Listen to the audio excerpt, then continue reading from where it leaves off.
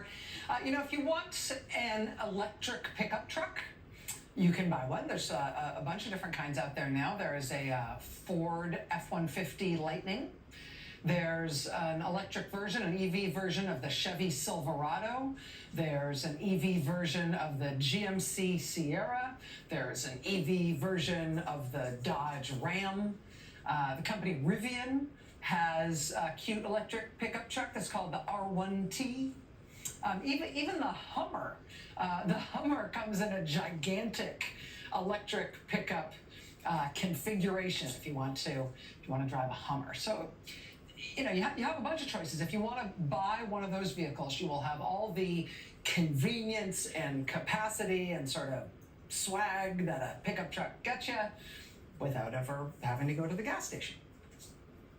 Or you can buy a Tesla Cybertruck, which is meant to seem very different than all of the other electric pickup truck options in the United States. And that is in large part because the Tesla Cybertruck is not supposed to be just tough like a pickup truck is. It's supposed to be super duper, like inhumanly tough.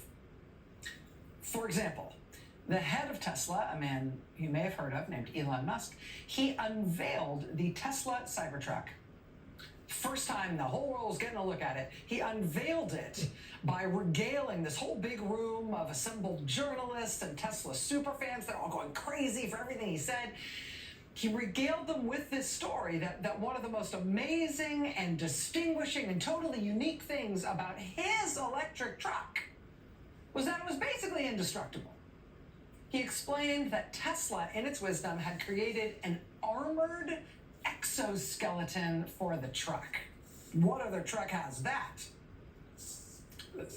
Because it has this armored exoskeleton, basically nothing can harm this truck. He said it was literally bulletproof, and then he said he would show everybody just how indestructible, how impermeable, how undentable his magic truck was. How everything would just bounce off it, no matter what you threw at it. That was the big unveiling of the Tesla Cybertruck, and here's how that went. Franz, could you try to break those glass, please?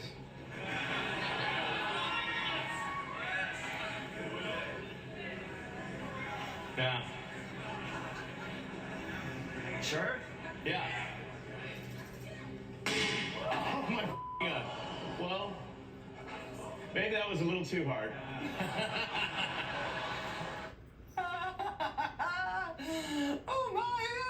Oh my effing God is what he says. Maybe that was a little too hard. The guy who threw the thing at the window, that's the chief designer at Tesla. This was the big rollout, the big armored glass rollout to show the whole world how nothing can break that glass. That's the thing, the glass just breaks. And then the designer guy, Franz, he says, let me try again. He clearly has a lot of confidence in this vehicle, right? So he basically says to Elon Musk, let me try the other window. Let's try it, right? Try that one, really? Okay. Sure. Oh, man. It didn't go through. All right. Not bad. Room for improvement. That was Elon Musk's big rollout of the unbreakable armored glass of his electric truck. And, the truck has its fans, just like everything Mr. Musk does has its fans. But it has definitely had its share of problems and embarrassments. And, frankly, from the very first seconds that it was introduced to the world, it has had a large share of not living up to the hype, especially the part about these trucks being unbreakable, indestructible, and having this impermeable armored glass, demo Tesla armor glass. Oops.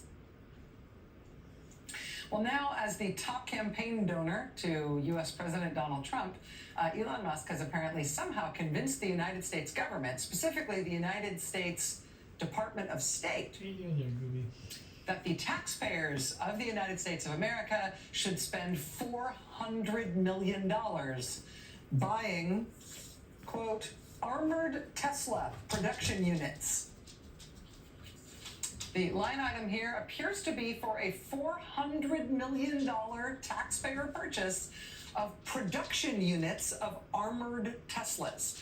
So, since I think the only supposedly armored production vehicles Tesla makes are these hilarious trucks, this really appears to be the State Department announcing, putting in writing that it's going to spend $400 million buying these paperweights from Elon Musk. This is a line item in the latest procurement forecast for the U.S. Department of State. It started circulating online today as the rest of the government and the rest of the country continued to contend with Elon Musk and Donald Trump's claims that, boy, they've sure found a lot of waste in the government. And isn't it great what they're doing? Isn't it great and definitely not at all illegal or profoundly corrupt for the president to put someone with billions of dollars in government contracts personally in charge of deciding what happens to government contracts? I mean, hopefully the State Department isn't planning on parking its $400 million worth of armored Tesla production units like under a walnut tree or like out in the rain. But otherwise, that's obviously a super kosher use of taxpayer funds and not at all $400 million worth of self-dealing by the president's top campaign donor to whom he has handed the keys to the kingdom. Definitely not ripping us all off to pay themselves, right? This was the protest today outside the headquarters of the Consumer Financial Protection Bureau in Washington, which Donald Trump and Elon Musk have not just insisted must die, they insist they have killed it themselves just on their own say-so. They didn't go to Congress to say, let's defund this agency. They didn't go to the courts to challenge the legality of the agency. They just announced it was closed. They announced that it was over. Now, Elon Musk's social media company, what used to be called Twitter, just announced that they're going to set up an online payment system on Twitter with Visa. An online payment operation like that is something that would be regulated by the Consumer Financial Protection Bureau. Other online payment schemes have recently resulted in thousands of Americans losing their entire life savings and never getting their money back. So yeah, that's the sort of thing that the CFPB exists to regulate and shut down when they're ripping people off. But you know what? If the CFPB doesn't exist, that presumably will make it easier for Elon Musk to do whatever he wants to people who he signs up for his new payment system on X, Twitter.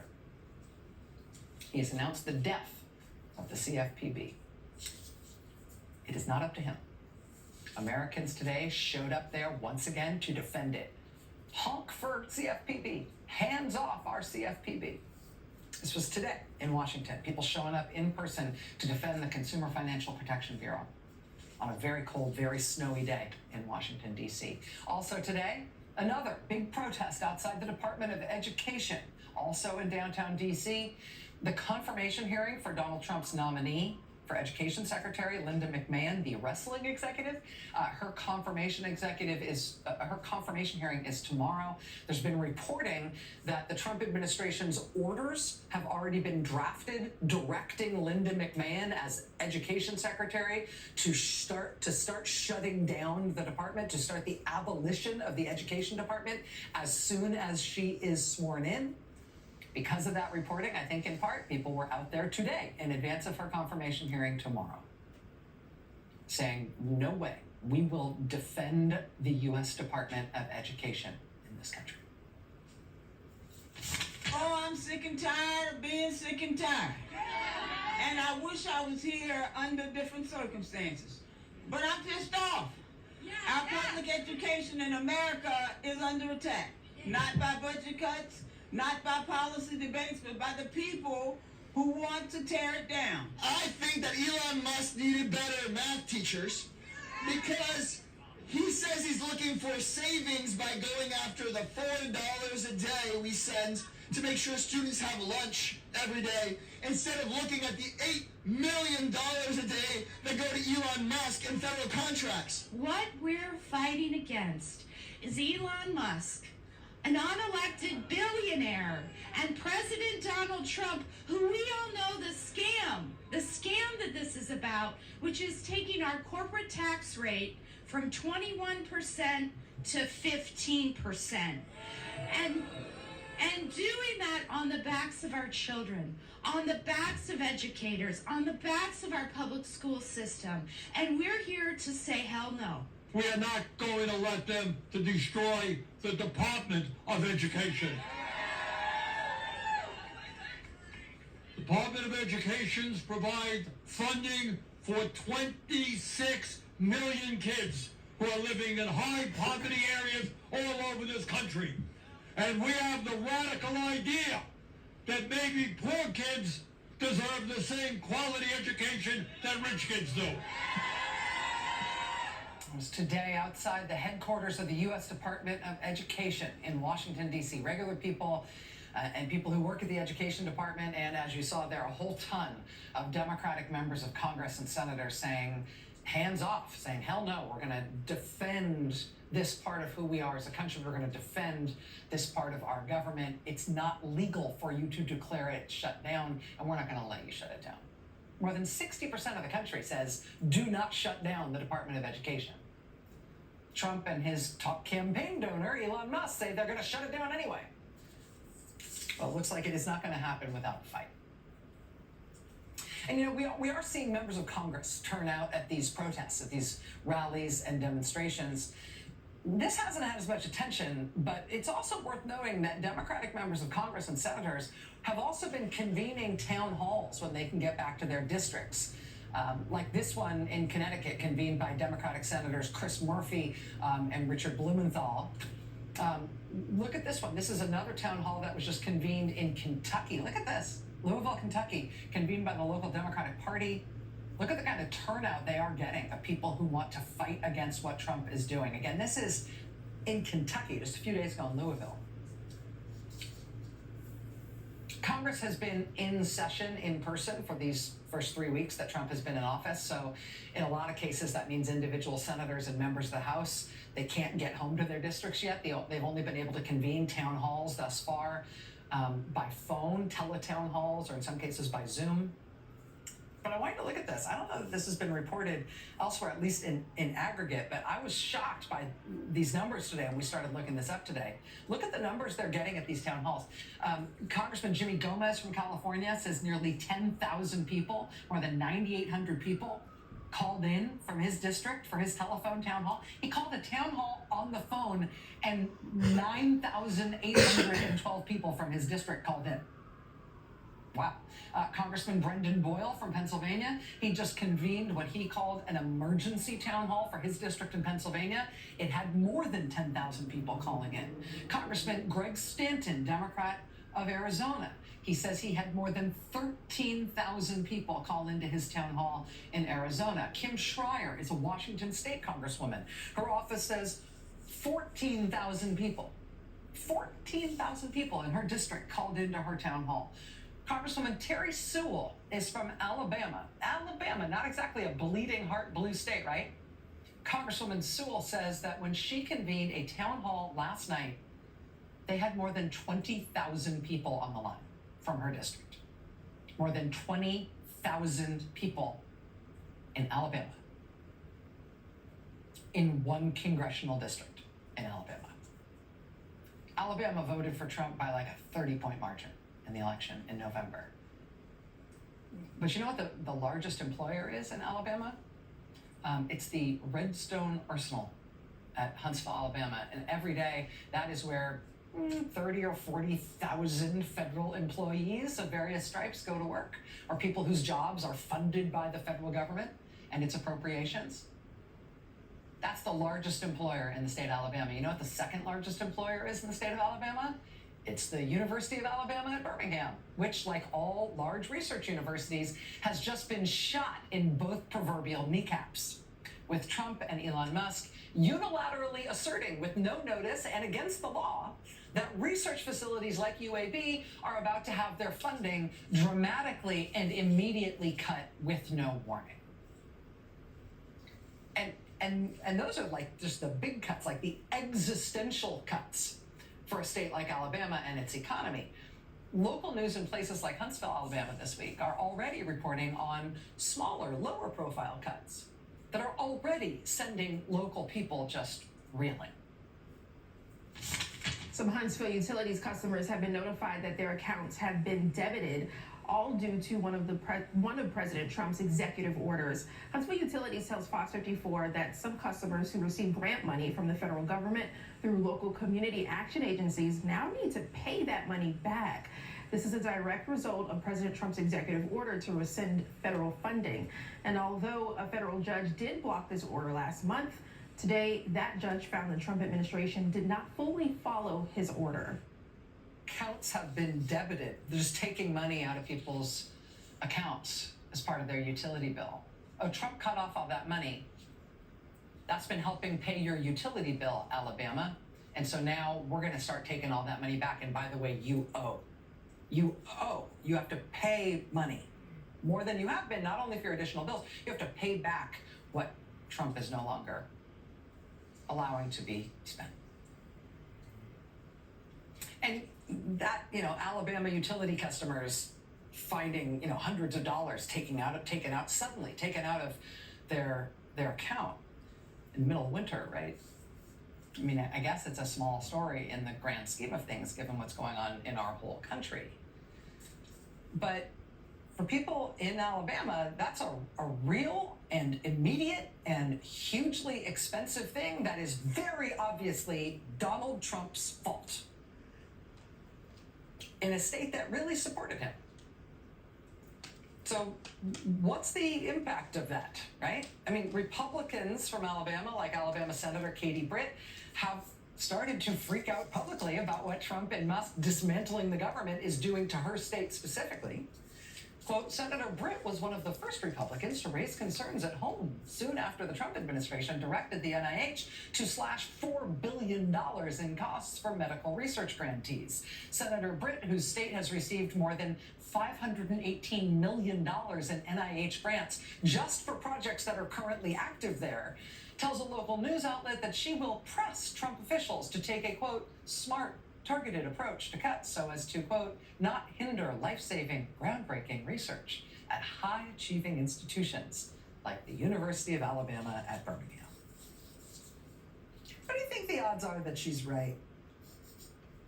That they're, what does she call it? That they're going to take a smart, targeted approach because they're trying hard not to hinder life-saving work. What do you think the odds are that she's right about that? Did I mention that 20,000 people, 20,000 Alabama residents just phoned into a town hall last night for their Democratic Congresswoman, Terry Sewell?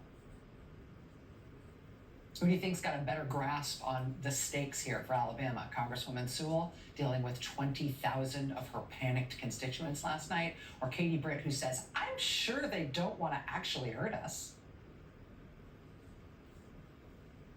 In Kansas Republicans are now trying to salvage pieces of USAID, which was shut by Donald Trump and his top campaign donor, Elon Musk. They're trying to salvage pieces of USAID by moving those pieces into the agriculture department or someplace else that might survive, since Kansas farmers are taking the hit for millions and millions and millions of dollars worth of those USAID cuts already. In North Carolina, Republican Senator Ted Budd has decided to put his fingers in his ears and pretend it's not happening.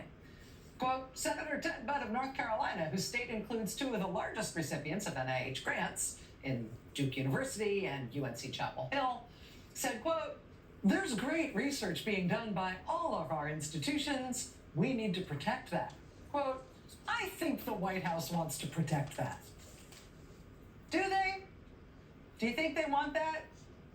Do you think that's why they just ordered devastating existential level cuts across the board immediately with no warning to all research institutions? It's because they want to protect that great research Do you think that's why they did it? Senator Butt actually went so far as to say on the record that he, quote, agrees with Trump's cuts to universities and medical and scientific research. He agrees with it, and he is telling his constituents he agrees with these cuts. But, he's also sure that the Trump White House really, in their heart of hearts, wants to protect the universities and research facilities, and like UNC and Duke are going to be fine, right? And all the other huge employers in his state that get that kind of funding, that provide, the whole foundation for his state's economy. He's just told his constituents he agrees with these cuts that are likely to put thousands of people out of work in North Carolina and destroy the foundation of that state's economy. He says he agrees with those cuts, but he also thinks, probably it's going to be fine. After all, they're good people. I'm sure their hearts are in the right place. Imagine being a Republican senator or member of Congress and trying to sell that Cybertruck full of horse hockey to your constituents. I'm sure it'll be fine. They're good people. Do you notice it's only Democratic members of Congress and Democratic senators who are holding these huge town halls? I wonder why Republicans don't want to talk to their constituents right now. And I gotta say, it's not that talking to the constituents has been an easy thing for Democrats in these past 3 weeks. The Democrats are getting pushed by their constituents too. They're getting pushed to do as much as possible, to do anything possible to stop Trump and what he's doing with Elon Musk. Here, for example, are Colorado residents turning up at the offices of Democrats John Hickenlooper and Michael Bennet, telling them, number one, vote no on all Trump cabinet appointments. Number two, deny unanimous consent to slow down the Senate. Number three, publicly oppose Musk's dismantling of the executive branch. Pushing these Democratic senators to push harder, to fight harder. I said they're being tough. They did also bring cookies. Here's Virginia residents turning up at Senator Mark Warner's office, telling him, fight back, Senator Warner, fight harder. Here's Georgia residents turning up at John Ossoff's office in Georgia, telling him, Ossoff, fight back. Here's New Jersey residents at Senator Cory Booker's office, telling him, Senator Booker, the time to fight is now. Fight like hell. Here's California voters at the office of Senator Alex Padilla. Block, delay, obstruct, no excuses. Here's Hawaii voters at the offices of their senators, Brian Schatz and Mazie Hirono. Senate Democrats, blanket opposition. What's happening right now in politics, and politics is the way we get out of this disaster, right? What's happening right now in American politics is that Republicans are hiding from their constituents. Republican elected officials are hiding from their constituents, and when they do have to address them, they're trying to tell them that they're sure everything is going to be fine. They have read-only access to the Treasury payment system, I was told. I'm sure they want to protect our universities and our life-saving work and research. I'm sure of it. Republicans are hiding from their constituents, and when they have to talk to them, they're telling them, la, la, la, la, la, I'm sure it's going to be fine, when clearly it is not going to be fine. Democrats are not hiding from their constituents. Democrats are being inundated with not just feedback from their constituents, but also with their constituents pushing them to do more, to fight harder. And this is a story that is all, therefore, heading in one direction. I got to tell you, we are expecting another big protest tomorrow in Washington, D.C. at the headquarters of the VA. We are hearing rumblings of big protests that are being planned targeting Elon Musk's companies, including not just Tesla, like we have already seen, but also his other companies. We've reached out to the State Department and to Tesla for comment tonight on those $400 million the State Department is planning on spending on armored Tesla production units. If we hear back from them on that, we'll be sure to let you know. But watch what's happening in the country and watch what effect it's happening on policy. And watch what effect it's happening on politics. Because politics is how this will turn around. And tonight, case in point, in the United States Senate, Senate Democrats are going to hold the floor all night long, overnight.